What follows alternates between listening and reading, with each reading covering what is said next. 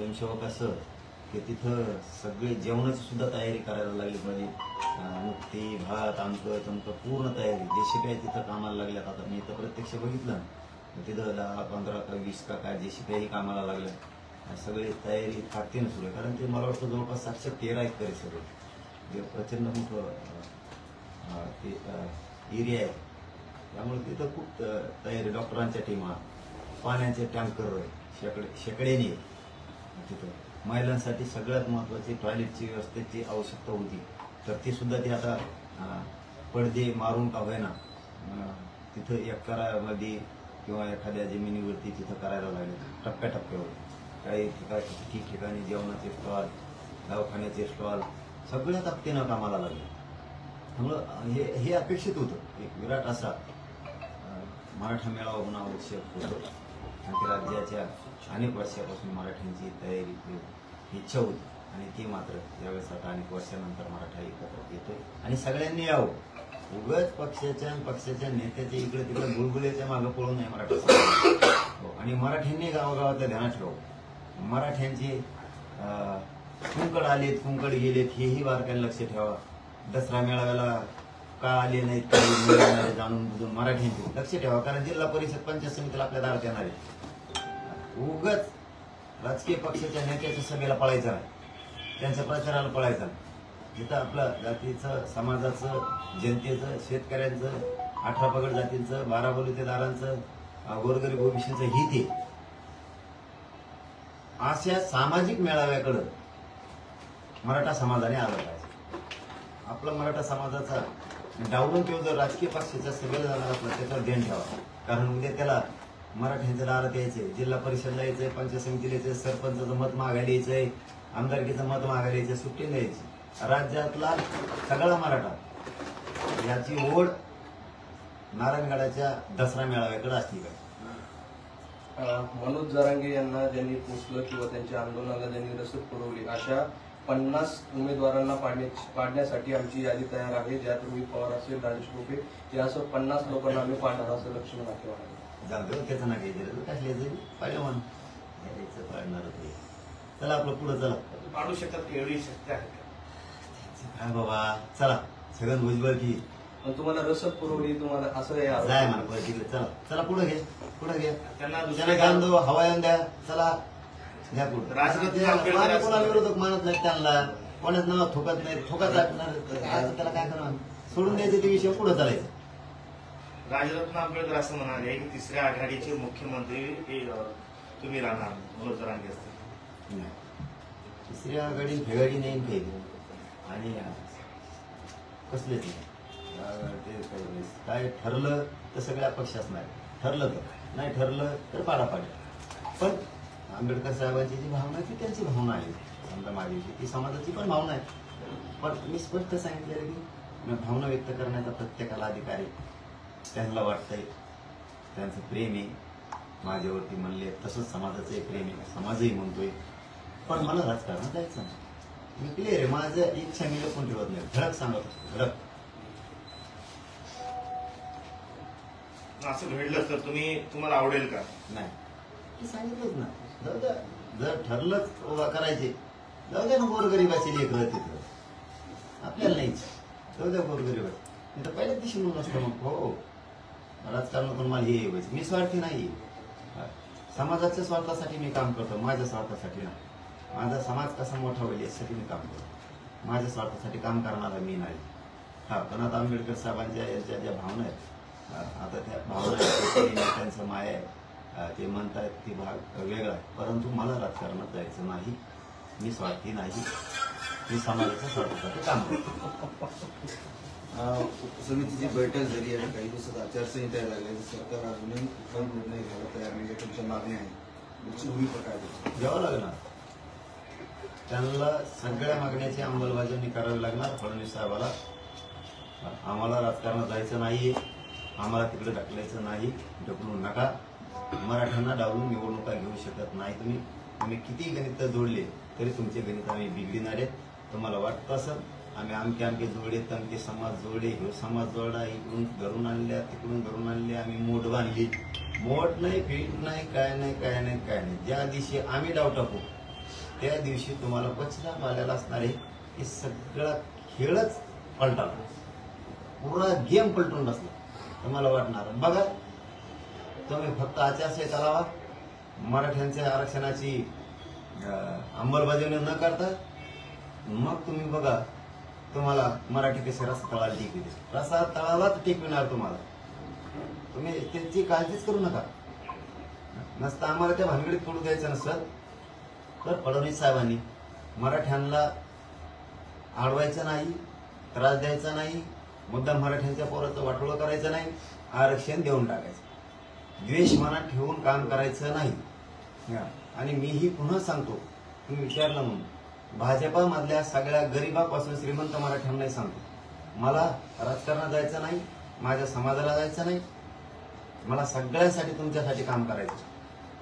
सगळ्या पक्षातला मराठा, गोरगरीब, शेतकरी, मजूर सगळ्या मराठ्यांसाठी मला काम करायचं.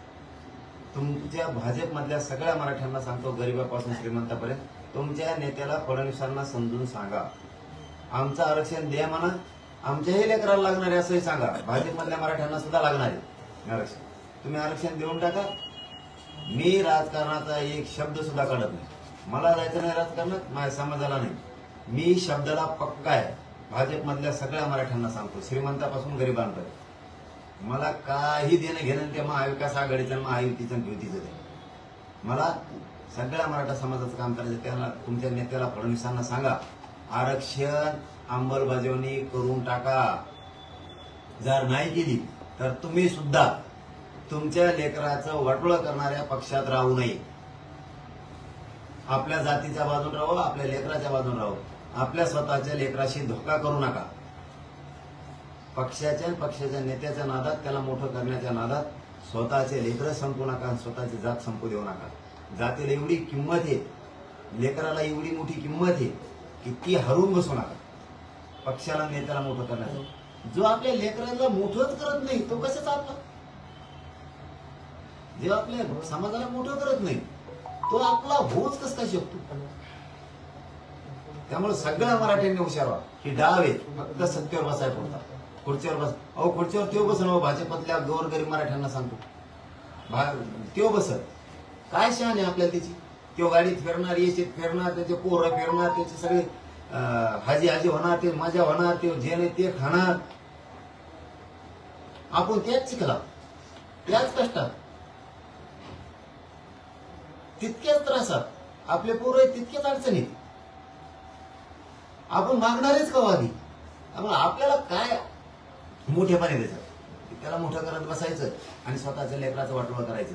म्हणून सगळ्या मराठ्यांना माझी विनंती, एकजूट राहा, जात आणि लेकर मोठे करायचे. आणि दुसरं, भाजपमधल्या सगळ्या मराठ्यांना सांगतो, मला राजकारणात जायचं नाही म्हणून मी संधी दिली, 1 महिना झालाय कंप्लीट. मी फडणवीस साहेबांविषयी काहीही बोलत नाही. तुम्ही सगळेजण मिळून त्यांना सांगा, आमदार, खासदार, मंत्री, गोरगरीब, भाजपमधले मराठी सगळ्यांनी आरक्षण देऊन टाका. आणि आचारसंहितेचा जर नाही दिलं तर मी कोणालाही सोडणार नाही. हे जाहीरपणानं महाराष्ट्रातल्या मराठ्यांनाही सांगतो की मी सरकारला सोडणार नाही. माया नावाने बोंबलायचं नाही. मग किती पडले आणि किती जर वाटोळं झालं हे मग मला सांगायचं नाही. ही माझी हात जोडून विनंती फडणवीस साहेबांना सुद्धा, सगळ्या मागण्याची अंमलबजावणी करा. दातडं काढू नका, हसण्यावर नेऊ नका, ही हो करू नको. हो, संधी दिलेली फडणवीस साहेब, तिचं सोनं करायचं नाही, हो नाही करायचं. हो, त्या टोळक्यात बसायचं, त्या बुंगारी टोळक्यात आणि वेळ मारून न्यायची निवडणुकीपुरती, हे फडणवीस साहेब कामच नाही करायचं. मराठ्याच्या भावनेशी खेळायचं नाही, मराठ्याचा अपमान नाही करायचा तुम्ही फडणवीस साहेब. भावनेशी अजिबात खेळायचं नाही. आमचे जीव चालले तिकडे. उगा तुमच्या त्या 10-15 टोळक्यात बसायचं, ते आमदार फमदार ते घेऊन बसायचे, ते टिकले लावलेले आणि उगाच वेगळा मार्ग काढायचा, मराठ्यांना वेटीस धरायचा, मराठ्याला सोडून बाजूला सारून काहीतरी वेगळे डाव रचायचे. कितीही गणित लावले आणि कसलंही मुरब्बी काय स्टार प्रचारक आणला तरी इथं मराठ्या खाली तुडून आले. सुट्टीच नाही. राजकीय करिअर खलास, सोडणारच नाही तुम्हाला. मला तळतळू नका फडणवीस साहेब, मला तराला पण लावू नका. जेवढ्या मागण्या तेवढ्याची अंमलबजावणी आचारसंहितेच्या हात झाली पाहिजे. नाही केली तुमचा बघा कसा राजकीय बिमोड करतो आहे. त्याच्यात आता जर ही डेडलाईन आपण आचारसंहिता लागेपर्यंत समजावी का? तुम्ही हो, सरकारला दिलेली आहे. आचारसंहितापर्यंतच नंतर घेऊन काय करायचं. त्यानंतर राजकीय भूमिका जर घ्यावंच लागेल, कारण की जर पाडलं नाही तर प्रश्न आरक्षण तसं प्रलंबितच राहील. सगळं होईल. आणि तिसरी आघाडी असेल किंवा संभाजीराजे असतील, बच्चू कडू असतील, राजरत्न आंबेडकर असतील, यांचा सर्वांचा ओढा आहे की तुम्ही या आघाडीमध्ये यायला पाहिजे. मग पुढची भूमिका असं विचार शब्दाने वापरते या गाड्या फागाड्या पहिल्यापासून या गाड्या फागाड्यावर आपलं काय करायचं. अपक्ष जर ठरलं तर सगळे अपक्ष, नाही ठरलं तर कचाकच पाडून टाकायचं. एक शेतीला घालतो आम्ही त्यांचे किती गणित जोडून द्या. विदर्भातले सगळे कुणबी मराठी आमचेच आहेत, खानदेशातले आमचेच आहेत. ही पहिली वेळ आहे की उत्तर महाराष्ट्रात म्हणजे खानदेशात पहिल्यांदा 70 वर्षात असं घडणार आहे की कुणबी आणि मराठी चांगले शिका पाडणार. हे पहिल्यांदा घडणार. आतापर्यंत कधीच हे घडलेलं नाही उत्तर महाराष्ट्रात, कारण ते सगळे चलते त्यांचीच, फक्त ते खोटं बोलायचे. कुणबी वेगळा आहे, मराठा वेगळा आहे आणि ते आमच्या दरी निर्माण करायचे. असं नाहीच यार. आमच्या डोक्यात आलंय आम्हाला आमचा विषय वाचवावा लागणार आहे. कुणबी आणि मराठा आपण एकच आहे, एकच रक्त आहे आपलं वेगळं रक्त नाही. एका आईचे लेकर आहेत आपण. त्यामुळं हे पहिल्यांदा खानदेशात असं होणार आहे आता की मराठ्याला बोललेलं कुणबीला सहन होत नाही आणि कुणबीला बोललेलं मराठ्याला सहन होत माझी बात होत नाही. की खानदेशात तर तुम्हाला ही पहिल्यांदी एक नवीन उलथापालथ दिसणार. नवीन उलथापालथ नव्हता, कधीच शक्यच नव्हती ती खानदेशात यावेळेस होणार. विदर्भात पण होणार. पश्चिम महाराष्ट्र आणि मराठवाडा हे तर होणारही होणार. त्या कुणी असलं काय नसलं काय, पश्चिम महाराष्ट्र मराठवाडा फुल ताकदीला काढलेला. पण तिकडे सुद्धा उलथापालथ किती होती तुम्हाला एक वेळेवर दिसत. म्हणून मी सावध करतो फडणवीस साहेबाला प्रत्येक वेळेस की तुम्ही सावध व्हा. तुम्ही आमचा हक्काचं देऊन टाका, काही देणं घेणं नाही आम्हाला. हा, तुमचं राजकारण तुम्हाला लकला मजा करा, काय देणं घेणं नाही आम्हाला. पण नाही दिलं ना कवच नाही येऊन देणार. म्हणून त्याला सावध करतोय. आता याचा अर्थ कसा घ्यायचा ते त्यांनी ठरवायचं. अमित शहा मुंबईत म्हणाले की विरोधक आक्रमक झाले तर त्यांना सामदंड भेद वापरून आपल्या जागा निवडून आणा. ते विरोधकाला म्हणले मग काय करायचं. विरोधकाला म्हणले साम वापरा, दाम वापरा, नाही तर दंडुकी वापरा, नाही तर तिकडे बंदुकी वापरा, काय वापरा. मराठ्याकडे फिरायचं नाही. तुम्ही विरोधात आहात ना भाजपचे. हा? तुम्ही सुद्धा विरोधात आहात भाजप. असं कोण म्हणलं. निवडणुकीत तरी भूमिका त्यांच्या विरोधात ते घेणार. घेतल्यावरचा विषय. आज कोण मानला. आज कोण कधी विरोधात मानला आणि कोणाला. हा, बोलतो म्हणजे विरोध थोडा आहे, कारण सत्य ती आहे, त्यांना मागावंच लागणार आहे. लोकसभेत एमएम फॅक्टर मराठवाड्यात पाहायला मिळाला. आता गेल्या काही दिवसांपासून भाजपच्या नेत्यांचे ज्या पद्धतीने वक्तव्य येत आहेत मुस्लिम समाजाबद्दल, हे मुस्लिम समाज या वक्तव्यानंतर काँग्रेस सोबत जाण्याची शक्यता आहे. आणि असं झालं तर तुमचा एमएम फॅक्टर पुन्हा एकदा लोकसभेनंतर विधानसभेत तसा दिसण्याची शक्यता कमी अडचण येऊ शकते. फडणवीसांनी देखील शब्द वापरला आहे की ओढ जिहाद. मला तुम्ही आधी प्रश्न विचारला ते इकडे गेला मुस्लिम आणि तिकडे गेला मला महापुढंच 77 वर्षाचा पक्ष जुना म्हणून त्याची इज्जत जाणार आहे का किंमत जाणार आहे. महा काय गुतलंय. महा म्हणणं काय फक्त हे मुसलमानाला समजलं पाहिजे. आपल्याला अडचणीत आणायचं काम हे करतायत. मराठा असो, मुस्लिम असो आणि दलित असो, गोरगरीब ओबीसी सुद्धा हे अडचणीत आणायचं काम करतात. आपण एका बाजून राहिलं पाहिजे. तुम्ही काँग्रेसात काय गेली, आमच्या श्रमात काय गेली, आम्हाला काय ते शिद्याने घेणं नाही. ते कुठेही गेले ते फक्त म्हणणंच दुःख एवढं आहे की तुमचं आणि आमचं दुःख सारखं आहे. मराठ्याचं दुःख जे आहे ते धनगराचं आहे, आरक्षणाचं, तेच मुसलमानाचं आहे, तेच 12 वलुतेदारांचं आहे. आपल्या अडचणी आपल्याला सोडवायच्या असतील तर आपण एक राहिलं पाहिजे. तुम्ही जर पुन्हा तेच पाडेगिरीत बसले, हे झालं की ते महायुती झाली की महाविकास आघाडी, काय खरंय तुमचं. काय तुम्ही मुसलमानाला एक राहिल्या देणार आहेत तुमच्या. आणि बरं हे तर तो मुसलमान मागे लागले. काय केलं मुसलमानांनी याचं. हे शब्द वापरतोय, ते शब्द वापरतोय, याची होट झाली म्हणते, त्याचं होट झाले म्हणते, काय याची होट झाली पुढं. म्हणजे बघा किती सोयीनुसार आहे. यांच्या बाजूने मतदान केलं की मग मराठी चांगली, मुसलमानांनी मतदान यांच्या बाजूने केलं की मग मुसलमान लय चांगली, दलितांनी यांच्या बाजूने मतदान केलं की मग दलित लय चांगलं. ओबीसीनं गोरगरिबांचं जर यांच्या बाजून मतदान केलं मग लय चांगलं आहे म्हणते, लय भारी. आणि यांच्या बाजून नाही केलं जातीवादी, काय जे भारी का काय ते शब्द वापरले ते दलित का काय ते. जिहादी. हा ते काय काही शब्द आहेत कोणी सापडून घेण्यात देण्याची काय करायची. मग तुमच्या कोण मतदान केलं मग लय संत, आणि तुमच्या कोण मतदान नाही केलं की लगेच हा ते लगेच कापाकापी करणार. काय तुम्ही सत्ता चाले त्या बोंगारी धावण्या हुकूम करून आला. लोक काय लोक खराब करायचे काम आहे. मराठ्याने मतदान नाही केलं म्हणलं मराठी जातीवादी आम्ही मतदान केलं. मग तुम्हाला केलं म्हणले चांगले, मग आमचं पार काय काहीच नाही. मग म्हणतात ते करायची तयारी तुमची आहे का नाही. आम्ही नाही केलं का आम्ही जातीवादी. काय सत्ता चालव करावं. जनतेची मर्यादा आहे ठेवा जरा. काय ते मुसलमानांनी केलं तुमचं मागा लागला त्यांच्या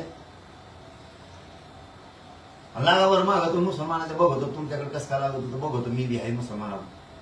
नाटकं करतात का रे. ह्या काय काला गाठायचा प्रयत्न चालला काय तुमचा ओगा नाटक. आणि मुसलमानांनी बी थोडं धोरणात राहा. हायत आम्ही तुम सगळं बघू बरं तुमच्या अंगावर कोण येतं मी बघतो. हिंदू धर्माचे देवदेवतांना नाव ठेवायचं नाही मुसलमानांनी, आणि हिंदूंच्या मुलींना त्रास द्यायचा नाही. बघतो तुमच्या अंगावर कोण येतो कोण त्रास देतो ते बघतो मी. आणि तुमचं आरक्षण बी कसं काय देत नाही ते बी बघतो. उगाच मागा लागत त्या मुसलमानाच्या कामान धामाचं, त्या दलिताच्या मागा लागत कामान धामाचे, गोरगरीब भविष्याच्या मागा लागते. सत्य ते मग काय तुम्ही काय कोणकडे बोलायला लागलात काय. मुसलमानाला बी हे कळायला पाहिजे. एकजुटीने एका बाजून राहायला पाहिजे. इकडून घडीभर झाले ह्या पक्षात घडीभर झाले ह्या पक्षात असं मुसलमानांनी बी नाही केलं पाहिजे. काय यांच्याकडून केलं मतदान मग लय चांगले मुसलमान आहे का नाही. नाही केलं की मग चांगले नाही. मराठ्यांनी यांच्याकडून मतदान केलं की मग मराठी चांगले नाही तर चांगले नाही. दलितांनी जर यांना मतदान केलं मग लय चांगले, नाही केलं की वाईट. वा शिकवायला चाललात लोकांना ज्ञान होत नसतं. आता शेतकऱ्यांच्या मागण्यापासून सगळ्याची अंमलबजावणी लागते तरच तुमच्या कोण, नाही तर तुम्हाला नुसता दिखाऊ माल फसव धंदा होणार आहे यावेळेस. बघा तुम्ही ध्यानात ठेवा, दिखाऊ माल फसव धंदा आहे तुम्हाला होणार आहे. आता लोक नुसते तुमचेच लोक तुम्हालाच फसवणार आहेत. आता नुसते तुमच्या आजूबाजूला हिंडणार आहेत. मतदाना दिवशी गाडीत लावून टाकणार आहेत तुमची. खरंच तुमचा कार्यक्रमच करून टाकणार आहे. तुमच्या आजूबाजूलाच फिरणार आहेत. तुमचेच लोक तुमच्याच आजूबाजूला फिरणार, तुमचेच लोक तुम्हाला फसवणार आहे. बघा होतं का. शेतकरी तुमचं आवडत करा. सध्या दलित मुस्लिम मराठा गोरगरीब ओबीसी हे 12 बलुतेदार 18 पगड जातीचे लोक फक्त बघतायत. याद्या कशा जाहीर करते, कोणाकोणाला तिकीट देते, कशी कशी युती, कसे मतदारसंघ सोडित. फक्त तुम्हाला 6 पक्षाच्या लोकांना आणि सत्ताधाऱ्यांना वाटतंय आमचं वातावरण लय गरम झालं, आमचं वातावरण लय भारी. फक्त तुम्हाला वाटतं लोक नुसते माझ्या बघतील. एकाच दिवशी डाव टाकणार आहेत लोक. तुम्हाला सगळं वाटल आपलं सगळं गटारात गेलं. आपण केलेली तयारी सगळी वायाला गेली. शांत चित्ताने नखरे बघत लोक तुमची. कसे नखरेबाज चाले, नाटकी कंपनी चाली. सगळे गोरगरिबाला फसतात, गोरगरिबाचे रक्त पितात, गोरगरिबाला त्रास देतात. त्यांना मोठं करायच्या ऐवजी सगळं लुटून खाता. सगळा महाराष्ट्र खाल्ला, सगळा भारत देश खाल्ला, आणि गोरगरिबाला सुविधा देत नाही. नाटक कंपनी. कस का तुम्ही आचारसंहितेचा प्रश्न सोडित नाहीत. मराठ्यांचे बी, मुसलमानाचे बी, धनगराचे पण आणि शेतकऱ्याचे पण बघतोच कस काय सोडत नाहीत तुम्ही आचारसंहितेचा. मग तुम्हाला बी कस काय किती शेतकरी. पाटील साहेब, आज 2 ऑक्टोबर आहे, गांधी जयंती आहे. गांधीजींनी स्वातंत्र्याच्या लढ्यामध्ये उपोषणाचं हत्यार वापरलं होतं. तुम्ही तेच हत्यार वापरताय. काय विचार आहेत तुमचे गांधीजीच्या भूमिकेबद्दल. कारण तुमच्या जवळपास 1.25 वर्ष हे आंदोलन सुरू आहे गांधीजीच्या भूमिकेबद्दल. गांधी जयंतीच्या आणि लालबहादूर शास्त्रींच्या जयंतीच्या निमित्त सगळ्या देशवासियांना प्रथमतः शुभेच्छा देतो. आणि चाललं कायद्याला धरून, लोकशाहीला धरून, संविधानाला धरून चाललंय. मग चाललंय. मी छत्रपती शिवरायांचे विचार मानतो. त्यांचं हिंदुत्व मला मान्य आहे. त्या विचारावर मी चालतो. काय म्हणतो गांधी विचाराबद्दल काय म्हणतात तुमचे गांधी विचार फायद्याचे आहेत आताचे. नाही, आज जयंती आहे त्यामुळे शुभेच्छा दिल्यात. आज विचारावर बोलू नाही. मी मात्र छत्रपती शिवरायांच्या विचारावर चालतो. ते हिंदुत्व मला मान्य आहे. आणि मी चालणार आहे. कारण ती विचार देशानं स्वीकारले, ते विचार मान्य, पण मी संविधानाला धरून चालतो, त्या लोकशाहीप्रमाणे मी चालतो. धन्यवाद.